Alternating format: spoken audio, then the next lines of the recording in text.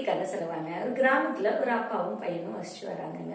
அந்த பையன் ரொம்ப அதிகமா கோவப்படுறத அவங்க அப்பா பாக்குறாருங்க. இந்த குணத்தை இவன்கிட்ட இருந்து மாத்தணும் அப்படின்னு யோசிக்கிறாருங்க. அந்த பையனை கூப்பிட்டு, உனக்கு எப்பெல்லாம் கோவம் வருதோ அப்பெல்லாம் நம்ம வீட்டு செவுத்துல, வெளியில இருக்க செவுத்துல ஒவ்வொரு ஆணியா அடிச்சுட்டே வா, ஒவ்வொரு தடவையும் கோவப்படும் போதும் ஒவ்வொரு ஆணி அடிக்கணும் அப்படின்னு சொல்லிடுறாரு. இந்த பையனும் ஒரு நாளைக்கு 30 அடிக்கிறாங்க, அப்புறம் ஒரு நாளைக்கு 25 அடிக்கிறாங்க, அப்புறம் கொஞ்சம் கொஞ்சமா குறைஞ்சு ஒரு நாள் எந்த ஆணியுமே அடிக்கலைங்க. அதாவது அவங்க ஒரு நாள் கோவமே படாம இருந்துடுறாங்க. உடனே ரொம்ப சந்தோஷமா அவங்க அப்பா கிட்ட வந்து, இன்னைக்கு நான் கோவமே படல, வெளியில பாருங்க, இன்னைக்கு நான் ஆணியே அடிக்கல அப்படின்னு சொன்னாங்க.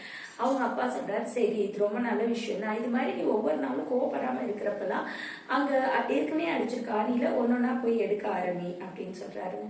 ஸோ என்னைக்கெல்லாம் கோவப்படாம இருக்கானோ அன்னைக்கெல்லாம் ஒவ்வொரு ஆணியா போய் அந்த செவத்துல இருந்து எடுக்க ஆரம்பிச்சிடுறாங்க. கொஞ்ச நாள் கழிச்சுட்டு அவங்க அப்பாட்ட வந்து ரொம்ப சந்தோஷமா சொல்றாங்க, அந்த செவத்துல இப்போ ஒரு ஆணி கூட இல்லை, எல்லாத்தையும் எடுத்து முடிச்சாச்சு அப்படின்னு. அப்ப அவங்க அப்பா சொல்றாங்க, இப்ப போய் அந்த செவத்தை பாரு அப்படின்னு. அந்த செவத்தை பார்த்துட்டு வந்து சொல்றான், ஆமா ஓட்டையா அசிங்கமா இருக்கு பார்க்க அப்படின்னு.